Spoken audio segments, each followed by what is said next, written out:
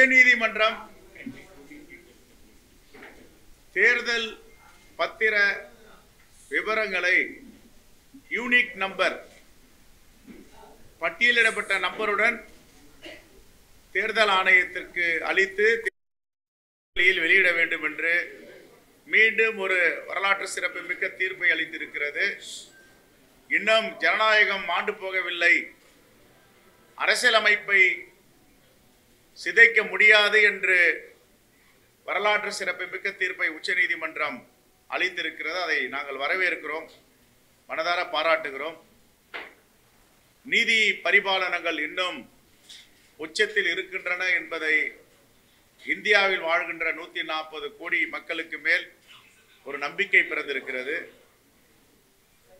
எதற்காக தொடர்ந்து தகவல்களை கொடுக்க பாஜக அரசு மறுக்கிறது, மறைக்க முயற்சிக்கிறது?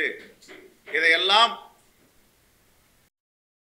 வெகுஜன மக்கள் தொடர்ந்து பாஜகவை பார்த்து கேள்வி கேட்டுக் கொண்டிருக்கிறார்கள்.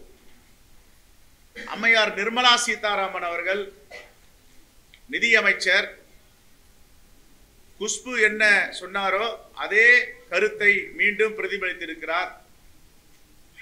தமிழ்நாட்டு மக்களை பிச்சை எடுக்க வைத்திருக்கிறார்கள், பிச்சைக்காரர்கள் என்று சொல்லுகிறார். இதை வன்மையாக காங்கிரஸ் பேரியக்கம் கண்டிக்கிறது.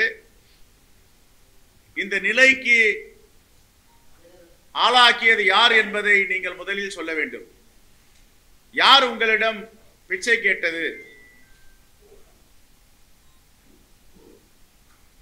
எந்த அளவில் தமிழ்நாட்டுக்கு நீங்கள் உறுதுணையாக இருந்திருக்கிறீர்கள்?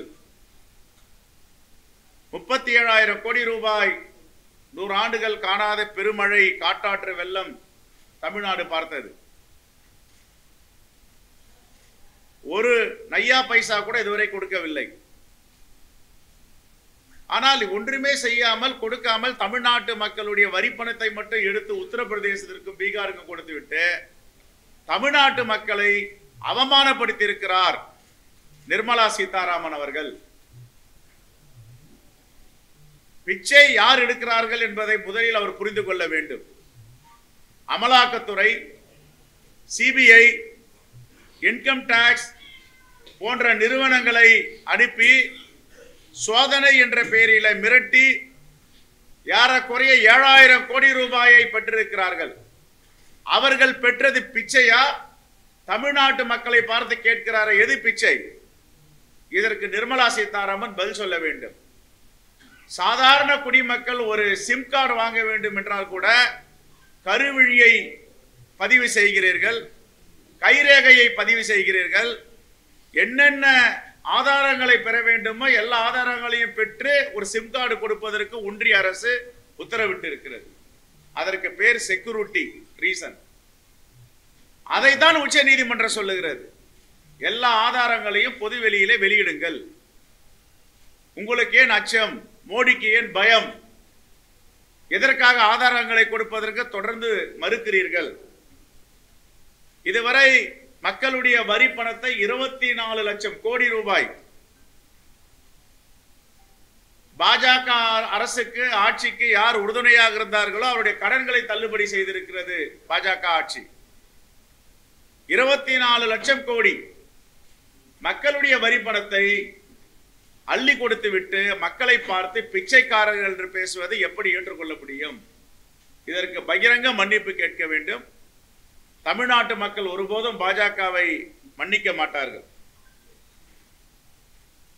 அதே போன்று மூத்த வழக்கறிஞர் ஹரிஷ் சால்வே ஏற்கனவே தொடர்ந்து வாய்தா கேட்டார்கள், கொடுக்கவில்லை. வழக்கறிஞர்கள் வாய்தா கேட்பார்கள். நிதி அமைச்சகம் வாய்தா கேட்டது, உச்ச நீதிமன்றம் கண்டிப்பாக இருந்தது. பிறகு தேர்தல் ஆணையம் வாய்தா கேட்டது, உச்ச நீதிமன்றம் அதை ஏற்றுக்கொள்ளவில்லை, நிராகரித்தார்கள். அதற்கு பிறகு உச்ச நீதிமன்றத்தின் பார் அசோசியேஷன் பிரசிடென்ட் அவரை வைத்து மேதகு குடியரசுத் தலைவருக்கு கடிதம் எழுதினார்கள், இதையெல்லாம் பொது வெளியில வெளியிடக்கூடாது என்று. அதையும் நிராகரிக்கப்பட்டது உச்ச நீதிமன்றத்தால். இப்பொழுது மூத்த வழக்கறிஞர் ஹரிஷ் சால்வே அவர்கள், இதனால் பிரச்சனை தொழிலதிபர்களுக்கு ஏற்படும், நன்கொடை கொடுத்தவர்களுக்கு ஏற்படும், வருடக்கணக்கில வழக்கு நடத்தப்படும் என்றெல்லாம் ஒரு அச்சத்தை தெரிவித்திருக்கிறார். என்னென்ன முட்டுக்கட்டை போட முடியுமோ நம் இந்திய குடிமக்கள் காங்கிரஸ் ஆட்சியில டாக்டர் மன்மோகன் சிங் பிரதமராக இருக்கும் பொழுது கொண்டு வந்த தகவல் அறியும் உரிமை சட்டம், மக்கள் எல்லா தகவலையும் அரசியல் கட்சிகளை பற்றி தெரிந்து கொள்ள வேண்டும் என்ற அந்த உரிமையை வழங்கியது காங்கிரஸ் பேரியக்கம் டாக்டர் மன்மோகன் சிங் ஆட்சியில். ஆனால் இப்பொழுது தகவல்களை கொடுக்க மறுக்கிறார்கள். உச்சநீதிமன்றம் சொன்ன பிறகும் தகவல் கொடுப்பதை மறுதளிக்கப்படுகிறது. இதையெல்லாம் வன்மையாக கண்டிக்கத்தக்கது. ஒரு கொடுங்கோல் ஆட்சி, சர்வதிகார ஆட்சி நடத்துவது போல் மோடி ஆட்சி செய்து கொண்டிருக்கிறார். இதற்கெல்லாம் தேர்தலில் வரும்பொழுது அவர் பதில் சொல்ல வேண்டும். ஹரிஷ் சால்வே அவர்கள் மூத்த வழக்கறிஞர் கேட்பது எந்த விதத்தில் நியாயம் என்று தெரியவில்லை. டர்ன் ஓவர் பண்ணாத கம்பெனி எல்லாம் நிதி கொடுக்கிறார்கள். 500 கோடி ரூபாய் டர்ன் ஓவர் பண்ண கம்பெனி 400 கோடி தேர்தல் பத்திரத்தை வாங்கி நன்கொடையாக அளிக்கிறார்கள். இதையெல்லாம் ஹரிஷ் சால்வே ஒப்புக்கொள்ளுவாரா? சட்டத்தில் இப்படி இடம் இருக்கிறதா? எந்த தொழிலில் இப்படி 90 விழுக்காடு லாபம் வரும் என்பதை எல்லாம் அவர் உச்ச நீதிமன்றத்தில் நீதி அரசர்கள் சொல்ல வேண்டும்.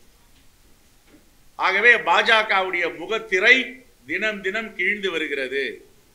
இந்தியா கண்டிராத மாபெரும் ஊழல், இந்திய மக்கள் கேள்விப்படாத நவீன விஞ்ஞான ஊழல் மோடி செய்திருக்கிறார். பாஜக சிபிஐயும் அமலாக்கத்துறையையும் இன்கம் டாக்ஸையும் அவர்களுடைய உதவியோடு சோதனையிட்டு பிறகு இந்த நிதிகளை பணங்களை விஞ்ஞான ரீதியாக பெற்றிருக்கிறார்கள். இதற்கெல்லாம் மோடி 6வது முறை 7வது முறை படையெடுத்துக் கொண்டிருக்கிறார். நேற்றைக்கு கோயம்புத்தூரில பேசியிருக்கிறார், இன்றும் சேலத்தில் பேச இருக்கிறார். இதற்கெல்லாம் பதில் சொல்ல வேண்டும். ஏன் தேர்தல் பத்திரை பற்றி வாய் திறக்க மாட்டேன்கிறார்? வாயே திறக்கல. அதானி அவர்கள் தூத்துக்குடியில ஒரு அனல் மின் நிலையத்தை கேட்கிறாரு, கொடுக்கல. ஒரு நிறுவனம், சென்னையை சார்ந்த ஒரு சிறுபான்மை நிறுவனம், உடனே பிடிச்சி அமலாக்கத்துறை வச்சு உள்ள போட்டாங்க. இன்னும் அவர் வெளியில வர முடியாத அந்த குடும்பம் சிறையில் இருக்கு. இதுதான் இது எங்க நடக்குது? இந்த மாதிரி ஆட்சி சீனால கேள்விப்பட்டிருக்கோம், ஒரு நாடு ஒரு அதிபர் ஒரு மொழி ஒரு தேர்தல். வடகொரியால கேள்விப்பட்டிருக்கோம். இதற்கெல்லாம் இங்க இருக்கிற அண்ணாமலை என்ன பதில் சொல்ல போறார்? தமிழர்களை காட்டி கொடுத்து என்னென்னலாம் நாக்பூரில இருந்து அவருக்கு வேலை திட்டங்கள் வருகிறதோ, தமிழர்களை நசுக்க வேண்டும், தமிழ்நாட்டு மக்களை ஒடுக்க வேண்டும், தமிழ்நாட்டு மக்களை கொச்சைப்படுத்த வேண்டும், தமிழ்நாட்டு மக்களை பார்த்து பிச்சைக்காரர்கள் என்று அவருடைய நிதியமைச்சர் பேசுவார். இதற்கெல்லாம் அண்ணாமலை எட்டப்பெண் வேலை பார்த்து கொண்டிருக்கிறார், தட்டி கேட்காமல். இதையெல்லாம் உண்மையாக காங்கிரஸ் பேரியக்கம் கண்டிக்கிறது.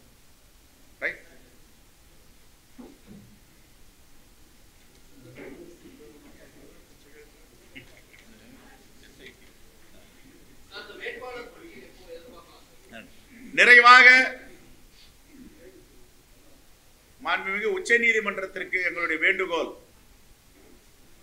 பாராளுமன்றம் இருந்தால் ஜாயிண்ட் பார்லிமெண்டரி கமிட்டி அமைக்கலாம். இப்பொழுது பாராளுமன்றம் இல்லை, தேர்தல் நடைபெற இருக்கிறது. ஸ்பெஷல் இன்வெஸ்டிகேஷன் டீம் என்ற எஸ்ஐடி நிறுவி அதை விசாரிப்பார்கள். உச்ச நீதிமன்றம் இதற்கும் ஆணை வழங்க வேண்டும். நாட்டு மக்களுக்கு என்ன நடந்தது என்று அந்த உண்மையை தெளிவுபடுத்துவதற்கு ஸ்பெஷல் இன்வெஸ்டிகேஷன் டீம் எஸ்ஐடியை நிறுவ வேண்டும் என்றும் நாங்கள் கேட்டுக்கொள்வோம். வேட்பாளர் பட்டியல் கேட்டீங்க. இன்னும் 2-3 நாட்களில் நம்முடைய வெற்றி வேட்பாளருடைய பட்டியலை வெளியிடுவோம்.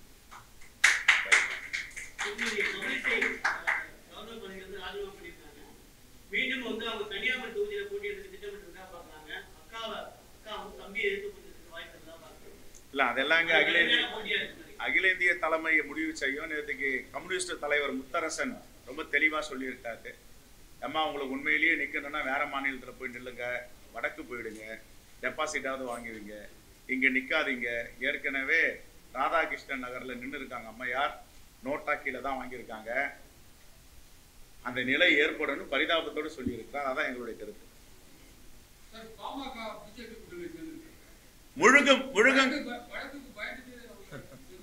இல்ல, அவங்க வழக்குக்கு பயந்தாங்களா பயப்படலையான்னு அதுக்குள்ள போகிறோம். முழுகும் கப்பலில் ஏறி இருக்கிறது பாமக, அதுவும் சேர்ந்து முழுக போகிறது.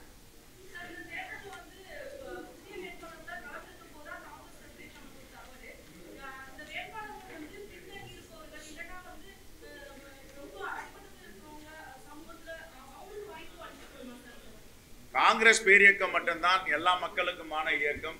குறிப்பாக சமூக நீதியை தொடர்ந்து பின்பற்றுகின்ற இயக்கம், சமூக நீதியை தூக்கி பிடிக்கின்ற இயக்கம்.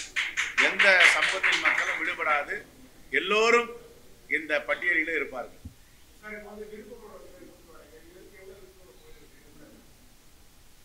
இன்னைக்கு தான் கொடுத்திருக்காங்க, தெரியல, நான் பார்த்து சொல்றேன், நாளைக்கு சொல்றேன். வயநாடு தொகுதியில போட்டியிடக்கூடிய ராகுல் காந்தி மறுபரிசீலனை செய்ய சொல்லிட்டு காயிலை விழுந்தோட பேரன் வந்து கோரிக்கை வச்சிருக்காரு. அதுக்கு வாய்ப்பு இருக்குமா? அவருக்கு என்ன? கண்டிப்பா அவர் எது இந்த நாட்டுக்கு சரியோ, தோழமை கட்சிகளுக்கு சரியோ, அது சரியான நேரத்தில் சரியான முடிவு எடுப்பார் எங்கள் தலைவர் ராகுல் காந்தி. அது எந்த மாற்றம் இருக்க முடியாது. ஏன்னா அவர் வந்து அன்பை பேசி போதிப்பவர், வெறுப்பரசியல் செய்பவர் கிடையாது பாஜக. அதனால ஒரு நல்ல முடிவு எடுப்பார். எங்களுடைய தலைவர் ராகுல் காந்தி அவர்கள், அகில இந்திய காங்கிரஸ் கட்சி தலைவர் மல்லிகார்ஜுன கார்கே அவர்கள் சூறாவளி சுற்றுப்பயணம் செய்ய போகிறார்கள். எங்களுடைய இந்தியா கூட்டணி வேட்பாளர்கள் பாண்டிச்சேரி உட்பட 40 வேட்பாளர்களையும் ஆதரித்து பிரச்சாரம் செய்ய இருக்கிறார்கள். தேதிகள் இன்னும் ஓரிரு நாளில் நாங்கள் அறிவிப்போம்.